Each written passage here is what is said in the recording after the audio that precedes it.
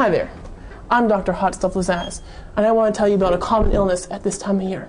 It's called Hak5. Its symptoms include restless nights, a common symptoms of blah, and just the feeling of wanting to crawl under your sheets.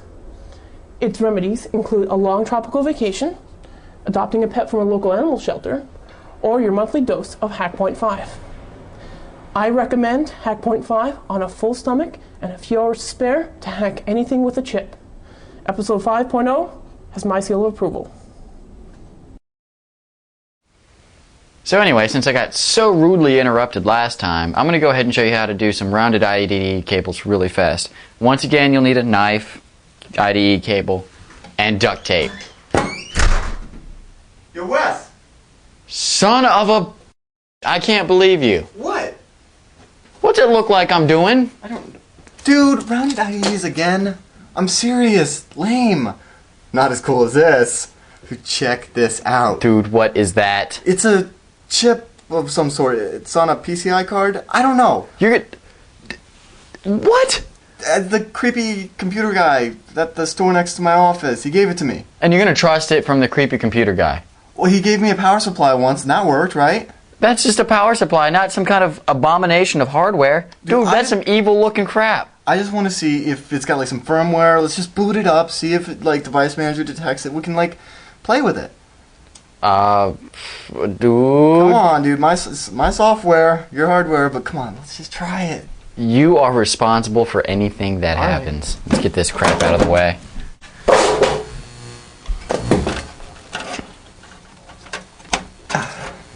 Well, it's seated. Cover back on. Alright, dude. You ready? Yeah, I'm ready. I'll kick it. Oh, shit. Dude? Alright, hold on. Let me try and find my light. Here we go. Actually, I can turn the lights on with my cell phone. Alright. Dude? How are you, gentlemen? Excuse me? All of your packets belong to me. The hell they do. What the heck is that, man? I am your new server overlord. I told you we shouldn't have plugged that thing in. Dude, it's really starting to creep me out, man. Start the episode, you pathetic little humans. I think we should just do what it says. Damn it. You realize this is all your fault, right? My fault? Yes, your fault. Just go roll the intro. Fine.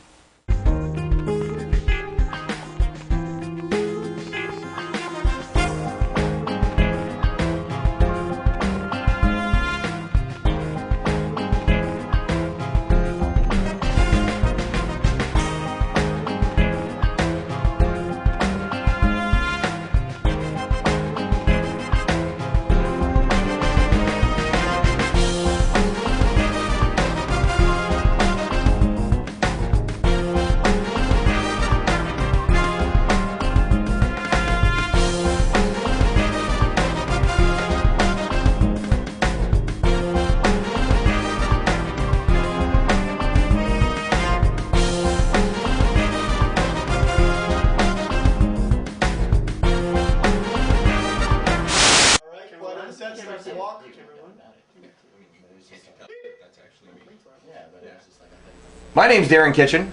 And I'm Wes Tobler, and this is Hak5. 0.6 actually. But 0.8. We have a very special guest today on the episode. I'd like to introduce Franklin Harris from the Hak5 podcast. Woo! Hey, Frank, how you doing? Frank, joining us. Dan, Nice to meet you. Wes, it's so good to finally be down here. It's, it's much warmer. Nice. What do you think of what we You did know, here? you really have done a nice job with the set. That's right. Well, thank you. We put a lot of hard work into it. Now, this is actually a special episode of Hak5 because we have a live studio audience in house. Thank you. Thank you. There's actually about 60 people behind the cameraman right now. Yeah, they're like laying on top of each other. It's like trying to pack them all to a It's kind of a small Volkswagen. apartment. Now, why don't we just kind of make things right? Yeah. All right. Yeah, Okay. okay. Actually, I'm Franklin Harris from the Franklin Hak5 Harris, podcast. everybody. It's a pleasure to be here, guys. Yes. It's a pleasure. Oh, It's an you guys honor. know. It's a pleasure. Yes. Thanks for having me. Well, thank Thanks you for coming coming on. down. Awesome. I appreciate it. So, we've got a jam-packed episode again. Yes, always, always. We've got some streaming video, some streaming audio, Yeah. some mods, some Yeah, code. finish up the arcade. Harrison's going to do a little hacking. He's going to send some code to some other code and Make some shit happen. exactly. Shit happened, yeah. So, before we get ahead of ourselves, why don't we just go ahead and jump right into the mod? Enjoy. Okay, so last month I actually showed you how to construct your own home arcade cabinet. So, as promised, this month I'm going to bring you how to set up your hardware and software. So why don't we go ahead and turn this bad boy around and crack it open. Okay, so now that we've got the case all opened up and the hardware laid out, let's go ahead and start off with the core of this whole thing, and that's a Celeron 400 with passive cooling. The passive cooling saves us space with the lack of a fan, and for that same reason it keeps the noise down. Next, we have a Rage 128 Pro integrated. And between the two, we have more than enough system resources to do what we want to do. Now over here, we've got an IBM 7 gig mounted, and that's plenty of storage space. IDE cable. Now it would be rounded, but some jackass keeps interrupting me when I try to make them. Excuse me.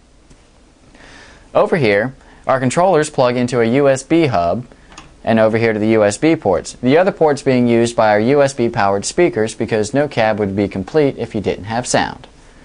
We have a 90 watt power supply powering the whole thing, and over here both our monitor and power supply are plugged into a power strip, which comes out through a hole in the back, so we only have one cord hanging out. Let's go ahead and turn it around and check out the software end. Okay, so now we're all booted in, and we're running MAME32 as our front end for our MAME emulator. Now, granted, front ends for MAME are like distributions for Linux. There's a ton of different kinds, so just pick the type that best suits you. What we like about MAME32 is that there's an option that we can scroll through the games with the joysticks instead of having to use a keyboard. Now, one joystick will do single selection, one up, one down. The other joystick will do an entire page. So, like I said, we're running MAME32 as our front end and Windows XP as our operating system. And it runs very smoothly, no problems. All you have to do is select a game you want to play. What's a good one, Darren? Joust. Go up one. Joust? Page up one. There you go. Alright, so we'll load up that one. Okay, so as always, links for all the pertinent information will be in the show notes. So other than that, it's time for me to get my arcade micro on. Y'all take it easy. Come on, Darren, get owned. Please.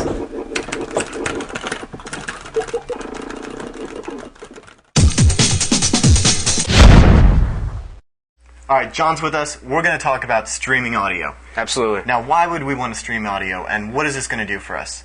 Definitely going to allow me, while I'm at work, to be able to listen to all the music that I want. Right. I leave, we've talked about this before, I leave my iPod at home all the time when I leave. Yeah. And, I want to be able to listen to music at work. I'll be at a party. I want to get access to my music collection. Wherever you are, as long as there's a PC, you want to be able to access it somehow. And there's a million ways to do this, and we touched on it a little bit last episode when we talked about the VPN, which I believe is one of the best feature-wise ways to get access to your music, because you get all the cool features of actually being on the network. Right. So you set up a VPN, and you set it up with iTunes to connect to your music collection. Great. Couple of problems. Well, one, if you're doing with Windows XP, the VPN connection, one concurrent connection, that could be a problem if you want to have your friends get in on it. Right. The other problem is it's a little tricky to set up. It's not something that you would give to your friends. Yeah, I don't. Even your mom or something. Like my mom, you want to. Does she need access to my VPN? Yeah, it gets a little ridiculous. It's a little too much. Well, there's a couple other ways to do it. The easiest way, I think, is FTP. Absolutely. I mean, FTP allows server with FileZilla or some type of bulletproof, anything. and just be able to set up a FTP drive to your music. Very easy to access. And it's a little quirky, but with this little utility from Novell, you can actually map a network drive to an FTP location. We'll have all the links and everything in the show notes for that. And that way, you just go to my computer and bam, it's right in there. And as far as Winamp can tell, it's just another drive. One of the cool benefits of that is I could give you write access. Different user accounts. I could give an account to John and say, "Hey, you got write access. Go ahead and you want to send me some stuff? As long as it's CC. So if it's legit, if it's like Creative Commons. Yeah. Another way to do it. Oh well, you know what? Back up. FTP.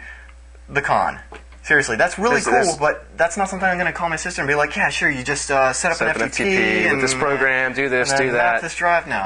Oh, you want to upload? Okay, well, I've set up permissions You're at for your you. friend's place, you're at a party, you just want to set something up real quick. Still not the easiest. thing to use. Well, I think the easiest, and this is something that I've been using for a while, is I've already got an Apache server running on my machine. Right. So why don't I just alias to my music folder? So then, it's just an IP address. It's, security through obscurity, or you could just put an htaccess file in there if you want some security. And the cool thing is, you get a directory listing of all your music. You just go in, click the MP3, it plays. A couple of cons, though. Finishes playing, you have to go back and choose another one. It's not like you can set up playlists. But it is really easy. But you can fast forward. I mean, that's the good thing about it. If you in Firefox with QuickTime, it just streams it right there in the browser. It's got a lot of pluses. And I like that, except for the drawbacks are you can't upload music to it. You got to click one file at a time. Yeah. So you showed me the most awesome application, and it's pretty cool. It's by Slim Devices. Slim Devices. It's called Slim Server. This thing is gorgeous. And I just got him on it. This is what's pretty exciting about it. I got him on it. I've been telling him about it for a while. He just keeps ignoring me. But now he finally... I'm an old school hacker. He's an old school Apache hacker. works for me, right? But somehow I somehow found this software. Basically, load it, install it on your computer. Really easy. Next, finish. It's done. Next, finish. And it catalogs your music. Catalogs your music. That's amazing. Just like iTunes. So, you can do genre, you can do artists, Artwork, albums. Everything. Artwork. Artwork's your favorite. I'm finding music I didn't even know I had in my collection because I go to the artwork thing and I'm like, as long as you got the album art, when you download your music, get the album art, put it in the folder, it shows up and I'm like, wow, what's this CD? And stuff I hadn't listened to in years. Yeah, now it's there and... It's pretty funny because your reaction was pretty funny. You're like, who is this? I didn't even know I had this CD. Yeah. And the way that it works is you actually connect to a stream. And the cool thing is, you don't have to use any special software. If you're using Windows Media Player, iTunes, Winamp, whatever, anything, it'll connect to the MP3 stream. Right. And it's just one stream. And then once it's changed on the server side, that's all that matters. It's just one stream. Once it's changed, you just got to port forward. Not a big deal. So then you use the web interface to control the stream. So, which is a really cool part. Track, go browse, create a playlist, stuff like that. Amazing. And it rescan whenever you add music to your list, or you add possibly, if you want, you can do the FileZilla, set up an FTP, and add a whole other folder. Yeah, you can do both. You can do all of these. You can do all of them sort of kind of together. And I like this because I can give you access to it. It's got permissions and accounts and stuff. Yep. I can give you access. He can listen to his own stream. I can have my own stream, or I could have one stream and be DJ for all my friends. Right. It's a really amazing piece of software. I love it. I'm going to start using it like crazy. That's the coolest thing. This is the really coolest part. It's got different interfaces. It's got a different interface. You can change the template on it, and it will be handheld template. This will allow you to use possibly, what type of phones could you use for this? Well, I've got a Trio 650. It's a Palm phone, or you could use one of these smartphones that run Windows Mobile, or a Symbian phone. And anything with a web browser, you'll be able to control your music from it. And if you've got a phone that has a media player, media player, but then you could listen to it on the go. That's amazing. Yeah, which is really, really cool. And it's just really light software. It doesn't take a whole lot to run. I'm going to set it up on my stereo and use it to control the stereo. Yeah, it's like a little remote. Some more. Yeah, all the time. All right. So that pretty much wraps it up. Those are a couple of ways to do it. We know there's a million others. So sound off in the forums and the show notes. Let us know what you think, what you use. And we look forward to hearing your responses. So all the fun tweaks and how to do it, client side, server side, all that, show notes, hak5.org. So go get your stream on. It's a pretty cool box you built, Wes. Well, I appreciate it, man. Might have to have you fly up to Toronto and build me one. Well, I'm flying up there anyway for the meetup, so... That's right. Of course, you might spend a day. I'll have all the supplies purchased to ready for it. That's right. But does it really have to be Windows? No, it does not have to be Windows. We will have links to Linux distributions to do the same thing in the show notes, but 90% of our viewers are Windows, and for our purposes, the MAME32 front end served our purposes Cool. very well. I mean, I was up at 3 in the morning while you guys were sleeping practicing my micro. I got to get my Street Fighter skills back. Yeah, man. You schooled me the first time around. Well, I am old. I remember the game. It's all good. It happens. So what else we got on? Up next is our Ajax tutorial, asynchronous JavaScript and XML. Not the stuff you use to clean bathrooms? No, not quite. Not the 10 Hello World, 20 Go to 10? Touch more complicated than that, but not too bad. Cool. So why don't we go ahead and take a look at that. Hey, how you doing, John? Pretty good. How about yourself? I'm doing all right. Thanks a lot. Good. Now, I understand that you came here with a Ajax tutorial that you've prepared. Yes, I have. Prepared it for web developers, web programmers who want to get started with Ajax, and this is the first steps into learning just the beginning layer. Well, I mean, I don't know much about Ajax. It's a huge buzzword on the internet right now. You see it right and left. You see pages using it. You know it when you see it. At least I do. Right. But I don't know what's going on behind what I see. Right, and a lot of people are in the same boat you are because they have a lot of misinterpretations of what Ajax is, and they believe it's a programming language, they believe it's a technology, but it's not. All it is just innovation on top of what already existed. And now that people have realized that they can do certain things with JavaScript, it's growing and growing and growing, and just the Ajax world is just getting bigger. Okay, now what is Ajax? Ajax stands for Asynchronous JavaScript and XML. Asynchronous. Asynchronous. Asynchronous is basically a seamless to a very rough down version. It's a very seamless. It's a seamless line to the server, so that you don't have any interruptions on your web page. And is that what allows us to have that almost real-time feel on the page? Yes. Like, it seems like there's a program running there. And there really is. It's basically an engine running inside of your page that is going back and forth between the web server. Okay, and with the XML? XML is a big, big punch in this. That's why they added it into Ajax, is what it allows you to do is pull data from XML and just pop it in on the screen. And since XML is so light, not a lot of overhead compared to connecting to a database and retrieving the data, it's a lot faster. And that's the biggest thing that lets us, instead of having to go back to the server and refresh a page every time we want to see new information. That's the old way that we'd have to go. We'd have to post it to the web server, PHP or .NET or whatever would have to go through the steps of getting the data or manipulating whatever. And it would have to refresh the entire page. Whereas or reload the entire page, really. Right. And with Ajax, we're just refreshing the page, one section. Yeah, it's not even really refreshing. It's like it's just getting the data. That's all it's doing, and it gives you that true, like, PC or on desktop application feel. Okay, and now we're pulling it to the web development. All right, so I understand that you brought a demo with you? Yes, I have. It's a very skinned-down version of just using some Ajax and use a little bit of XML, and I guess we'll go ahead and get started. All right, sounds good. All right, we're going to start off by declaring an HTTP request variable, and we're going to set it to false. Okay. And then we're going to have a function call called request, where it requests the object and gets its initiation. Next, we actually have to make sure that it's set to false, because if it's not, then we're going to end up getting true when the object really hasn't been created yet. Okay. So it's very important. Now, this is the part where we check our browser. IE and Mozilla and Opera. IE is the main outcast. Yeah, they handle things differently. They handle things a little differently because it uses ActiveX. Right. So the object is now created. We have a few try and catches in the ActiveX to make sure the different versions of IE. And now we're going to see if it has been initiated. If it has not been initiated, we're going to send an alerter and say, there was a problem. So now we're going to go into the onReady state change. Ready state being our beginning point for our actual Ajax connection. Once it's connection, it's done. What do we do now? Right. You're going to call this function. It's going to be called ready state or whatever you want to call your function. And it's going to go through the process of what it has to do first. Okay. Next, we're going to use our .open. Our .open is going to have our types, like get. You can set it to post if you want. Then we go into our send. I set it as null. That's it in terms of what do we do now. All right. Next, we have our ready state function call. This is where it does on ready state. This is what's going to happen. Okay. This it has has 5 different stages, 0 through 4. 0 through 3 really are insignificant. You're most concerned with number 4, but for this example, I went ahead and created some alerters to let us know the status, just so you understand what's actually happening. Okay. Now we're at 4, meaning that everything is ready to go. Right. It's all set. Then we have to check the HTTP status on the Apache side. Status is the status code for that is 200. There are many others in case you want to do something different. Yeah, depending upon what you're going to use this for. Right, but for the most part, most of the time you're going to use 200. And this, since today we're going to go into XML, which is the big name there. We're going to go ahead and create a variable for an XML document, which is our sample XML. We'll get into that, and we're going to create an object for that. Next, we're going to go into our root node. And our root node is going to find the root node inside of our XML. Okay. All right, so we've got that set. We've got it searching for root. We're going to get the first item, and then we're going to print it. Right. Very simple, very clean, very easy. And if there's a problem there, it's going to send back an error. So there's a lot of error checking.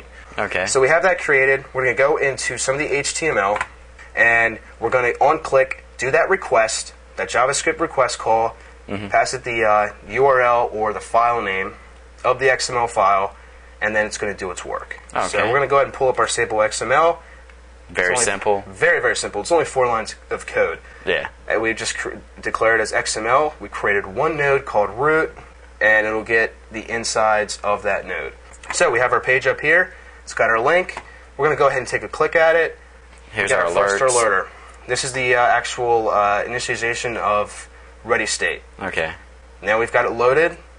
We've got interactive, and it's ready to go. Now it's pulled that node out, which just said no. Yeah, it checked the node, pulled the data out of it, and that's the information that was left in there. Okay. And it's a very light version. Of course, but you can just do it with a little more research, and when you have an idea of what you're doing. The sky's the limit with this. This is just to get you started, because you can do some incredible things with Ajax. Oh yeah, I've seen some beautiful sites with some disgusting interactivity. Within the next few years, we're going to see it grow even more. So that's the basic rundown of what Ajax is. Good tutorial just to start off with. Yeah, I really enjoyed it. It was very informative. Thank you so much. No problem. Just make sure you check out the show notes. Yeah, because you'll have your script and everything. Everything, all the code's going to be on there, and then we go from there. All right, well, thanks a lot.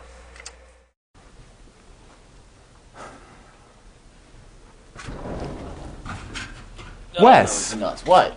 where have you been? I've been out with a hackling. What's up? Dude, I've been calling you. I called you like 6 times. We gotta do the IDs. What are you talking about? Hold on. Oh, shit. Dude, I'm sorry, dude. you need a Microshaft jackhammer. So you got a new phone, huh? Yeah, dude, my phone's the hotness. Yeah, dude, where's it from? Microshaft makes it, actually. Microshaft. Yes. Awesome, dude. We got to show you some of those features. Oh, I will, man. I will. Have you ever been annoyed by the fact that your cell phone has absolutely no power when it vibrates? Have you ever had your girlfriend or wife be mad at you for days because they call you and you can't feel the phone vibrate? Introducing the new Microshaft Jackhammer X5160 .372056932 release candidate 4. Still under approval by the American Standards Association. Yeah, dude. Got those new features, huh? Yeah, man. The freaking vibrate feature on it is nuts. I mean, seriously, it's like... Oh, hold on. God. What is your problem, man? What's going on? It's my new phone! The Microshaft! Introducing the Microshaft X5160 .3254. 7893652A, release candidate 4, almost under approval by the American Standards Association. Available now for Microshaft. Offer not available in Canada, Wyoming, and TestMad, West Virginia. Enter promo code TechFile for an additional 5% off. Oh, God! Oh, this... Oh, God! Busted!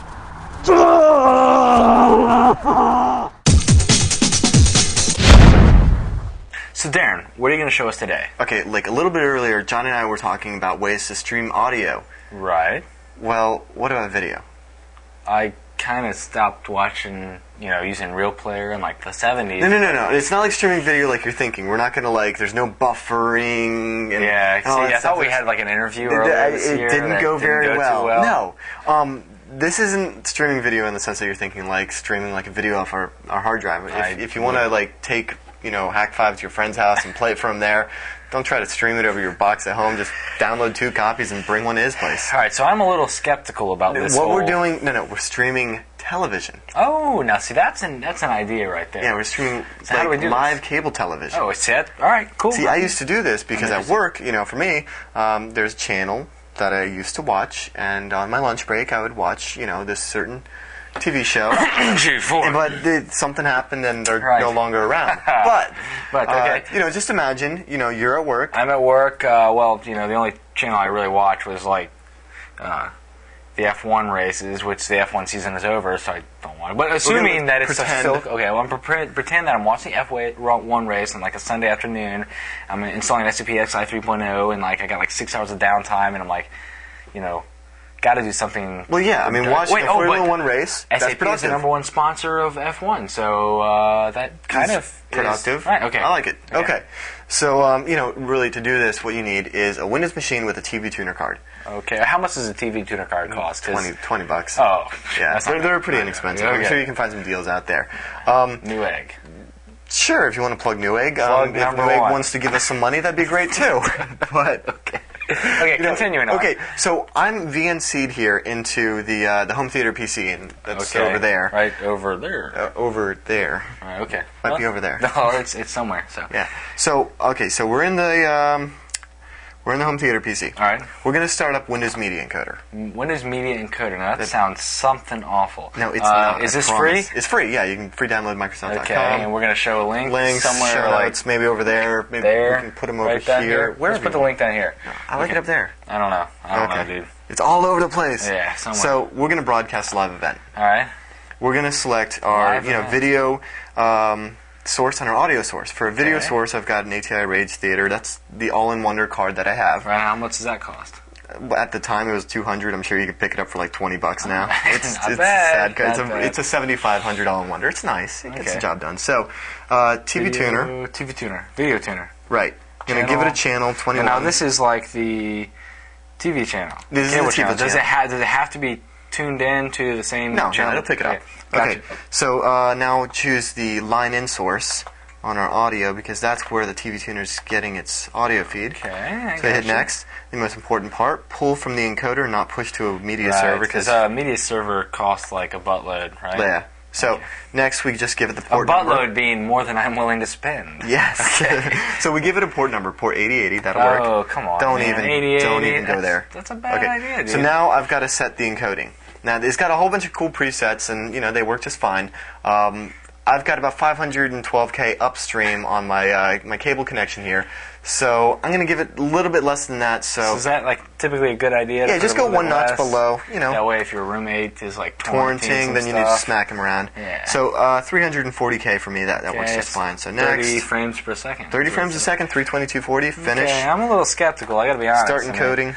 Trust me, this is a lot better than you're thinking. All right, I hope so. so. Let's minimize the server there. Okay. And we're over here on our client now. Okay, the client. What's happening? Windows Media Player. Look a lot like the server. Hey, open URL and give it the DYNE DNS or the IP address of your cable connection. Of course, you got to see. Our DYNE DNS went a little bit haywire. Hey, everybody knows it. Yeah. But, well, the lights started flickering. Yeah.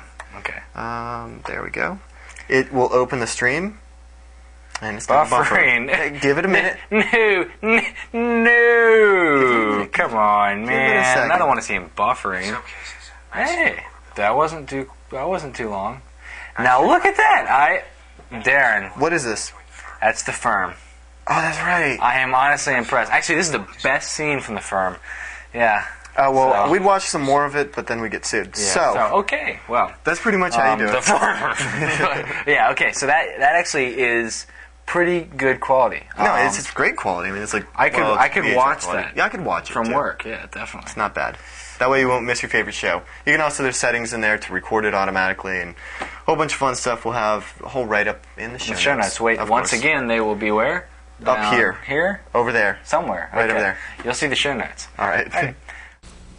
Last month's trivia question was something about Table X. I think it was what was Table X. It had to do with an Oracle worm. Or a what? Oracle, the database. You mean the character from the Matrix? No, the database. All right, okay, cool. So, the winner of last month's trivia question was from M1K3FTP. Mike FTP. Mike, FTP? Those kids are doing that lead speak stuff nowadays. You think he's a Where's Pop? Sure hope so. Okay. So Mike Winners FTP, don't do Where's. Right. Mike FTP writes, it snarfs the local IP address, lops off the last octet, and replaces it with a value of 220. This means that if your local Oracle server is on host 1.2.3.4, it starts with a 1.2.3.220. It attempts a TCP. You know what? Really long. Very long. Not worth it. You got it right. So we're going to hook him up with something awesome. You can find out in the show notes all about that. What's more interesting is this episode's trivia question. What's this episode's trivia question? I can't tell you. It's a secret. I have to kill you. No, our this month's trivia question is somewhere around here. Might be over there. How about right here? It could be right there. Down here? Maybe. Right. Too low. Out of frame. Very, Out of very frame. low. It's out of frame. Can't be. Yeah. But no, this episode's trivia question has to do with the Easter egg. So find the hidden URL that might be down here, and you'll head to a little trivia Easter egg kind of thing where you're going to answer a lot of questions. And if you win, you're going to get our Hak5 poster. And it's going to be signed by all the Hak5 crew, plus Franklin Hare's Tech File Podcast. So let's take a look at the poster. Camera. There we go. Beautiful Hak5 poster. Can be yours. Win the trivia question. So get started on it now. Or just finish watching the episode. I'm going to actually enter the trivia contest, and I'll have it up on eBay for sale. Nice. So beat me to it. Oh, coming up, we have Harrison. What is Harrison doing? A hack. A hack. What is Metasploit. Something. Yes, meta something. Right. He's going to send his code to somebody else's code. Make some shit happen. Right. So let's watch Harrison make some shit happen. Okay, Darren, I gotta confess, last weekend I was over at your place, and after you went to bed, I was kind of bored. Decided to play around with the security auditing tool, Auditor. I've heard a lot of good stuff about it. It's actually really cool. I prefer it to Wapix now because the new Wapix is wax based on Slackware, and I gotta be honest, like, I'm a diehard, Knoppix fan when it comes to live Knoppix. It's awesome. So, I did boot it up and played around with it for a little bit, and one of the things I wanted to talk about was the Metasploit framework. Okay. Yeah, I've heard about that. It's actually pretty creepy. It's creepy how easy it is to use. The first place I heard about it was Iron Geek's website. It's got some really cool security video tutorials and stuff like that, and check it out. Really cool.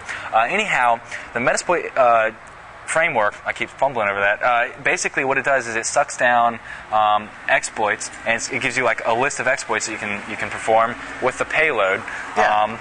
And you just basically like point and click. It's got a web interface, so it makes it like ridiculously script kiddie to use. Like, it's really bad. Really? So I did notice that one of your machines is not patched to Service Pack 2. No. There's a good reason for that. Okay, listen.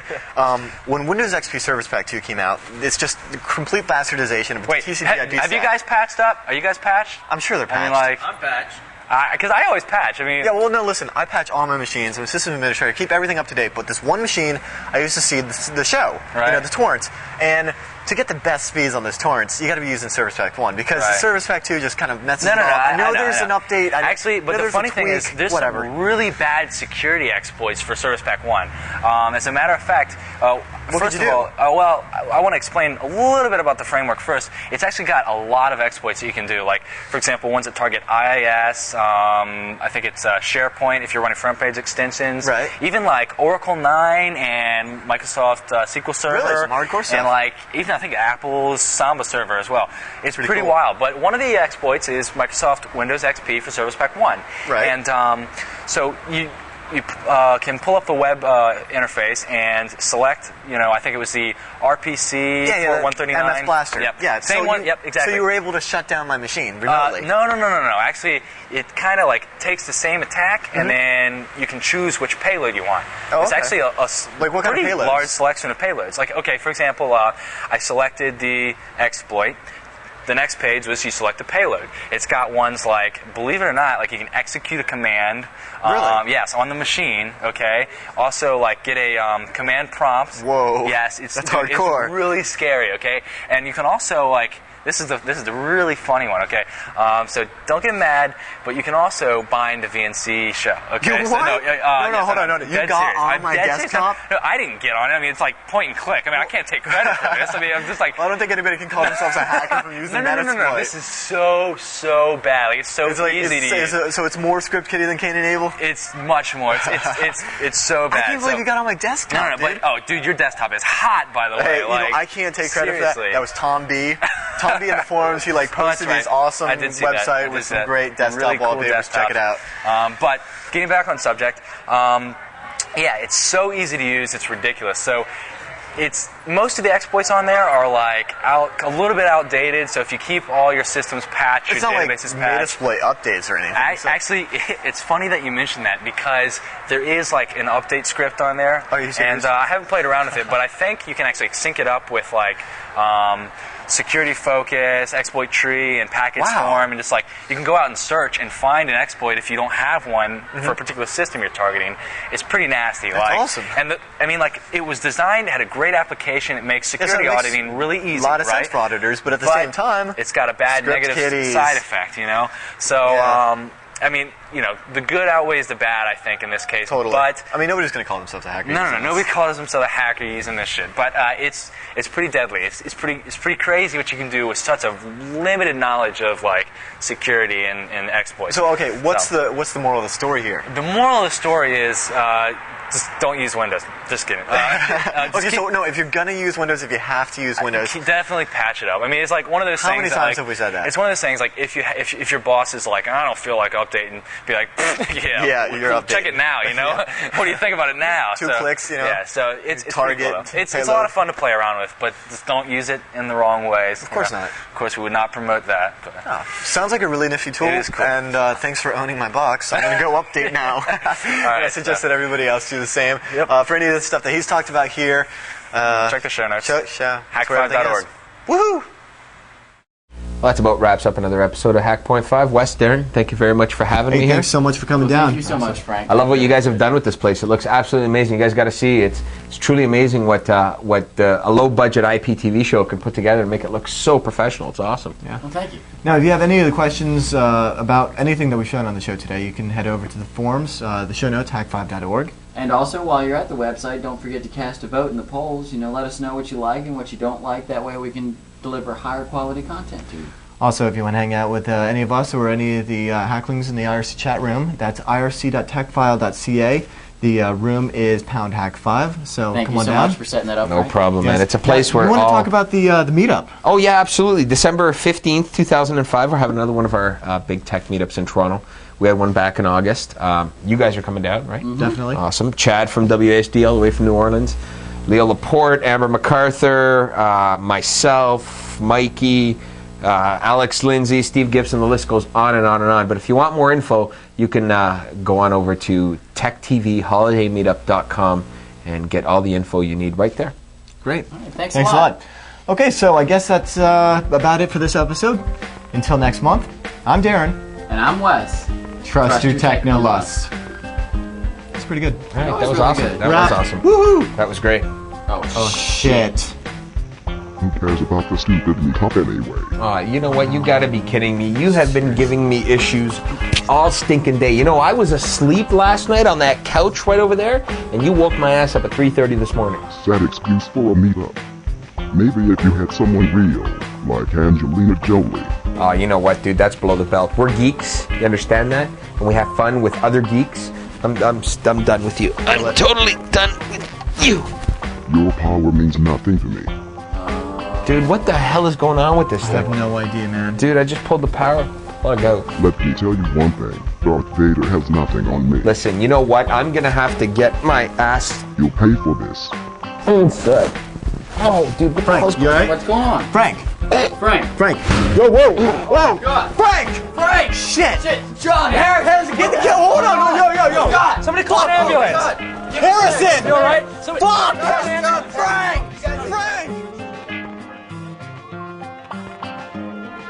There you are. Hey, how you doing? I'm Frank Glenn Harris. Frank, nice to meet you.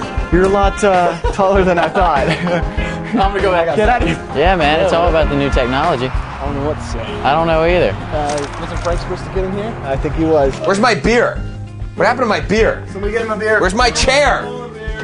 Damn it. I'm really liking it. Just let me check it out sometime. Yeah, man. Let's stop out right here. Oh, come on. You can't say let's stop right about here. That's not fair. That's right, because he has a mic. All I want was mineral water and a chair. And what do I get? Tap water and a milk crate. In Canada, Hawaii, Alaska, Wyoming, Iowa, California, West Virginia.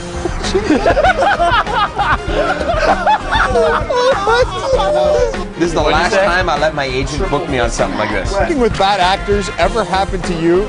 Have you ever had the lack of having good talent work with you? Is that what we're talking about? Introducing the my new, Microshaft Talent Microshaft Personality Agency. Yo, what up? What up? Hak5 in the hissy. Yeah, what he said. You're so Have you ever been annoyed by the fact that your cell phone has absolutely no power when it's... What I did? I'm scared. Sick and tired of waking up every morning with you on top of me. What is your problem? I'm talking to you. Look at me. Look at me. Look at me. Look at me. How do you feel about doing a podcast? Make you famous. All right, get out of here. Yoo-hoo! Oh, my name's Franklin Harris. I enjoy long walks on the beach, candlelight dinners, and punching Wes in the sack. Ow. Beep. Is that pretty much?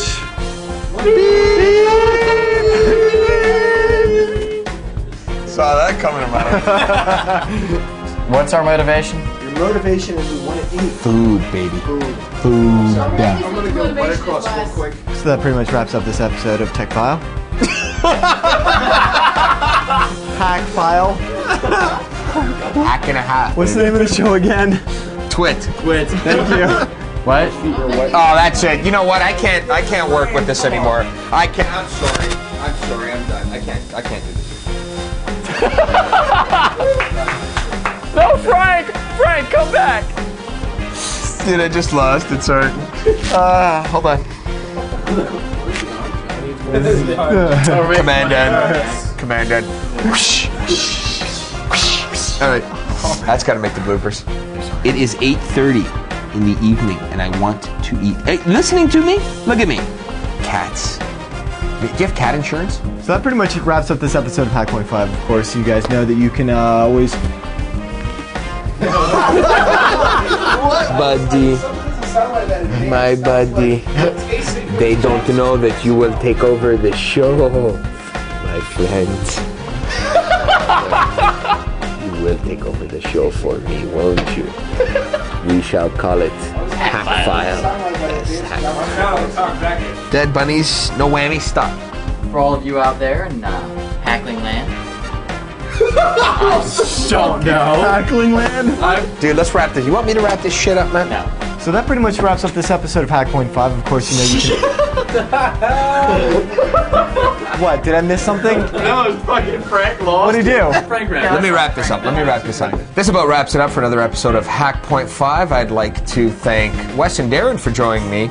Forget the tip that path.